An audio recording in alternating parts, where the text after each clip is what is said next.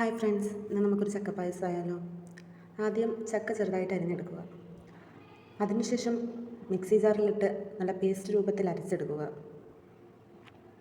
അതിനുശേഷം കുറച്ച് തേങ്ങ ചിരകി വയ്ക്കാം.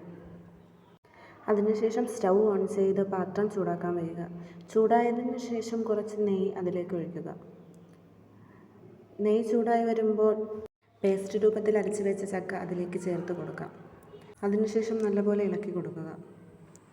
അത് നല്ല വെന്ത് വരുമ്പോൾ അതിലേക്ക് കുറച്ച് ശർക്കര പാനീയം ഒഴിച്ചു കൊടുക്കുക. അതിനുശേഷം അത് നല്ലപോലെ മിക്സ് ചെയ്യുക. കുറുകി വരുമ്പോൾ ഒരു നുള്ളു ഉപ്പ് ചേർത്ത് ഇളക്കി കൊടുക്കുക. അത് കഴിഞ്ഞ് കുറച്ച് ഏലക്ക പൊടിച്ചിട്ട് കൊടുക്കുക. അതിനുശേഷം കുറച്ച് നെയ്യ് അതിലേക്ക് ഒഴിച്ചു കൊടുക്കുക. നെയ്യ് ഒഴിച്ച് കുറച്ച് മിക്സ് ചെയ്തിട്ട് അതിലേക്ക് മൂന്നാം പാൽ ഒഴിച്ചു കൊടുക്കുക. മൂന്നാം പാൽ ഒഴിച്ച് നല്ലപോലെ തിളപ്പിച്ച് കഴിഞ്ഞതിന് ശേഷം നമുക്ക് രണ്ടാം പാൽ ഒഴിച്ചു കൊടുക്കാം. അതും നല്ലപോലെ മിക്സ് ചെയ്ത് തിളപ്പിക്കുക. അതിനുശേഷം നമുക്ക് ഒന്നാം പാൽ ഒഴിച്ചു കൊടുക്കാം. ഒന്നാം പാൽ ഒഴിച്ചു കഴിഞ്ഞാൽ തിളയ്ക്കേണ്ട ആവശ്യമില്ല, ജസ്റ്റ് ഒന്ന് ചൂടായാൽ മാത്രം മതി. അതിനുശേഷം വേറൊരു പാൻ വെച്ച് അണ്ടിപ്പരിപ്പും മുന്തിരിങ്ങയും വറുത്തെടുക്കുക.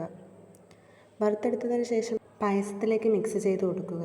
നമ്മുടെ പായസം റെഡിയായി ഗൈസ്. ബൈ.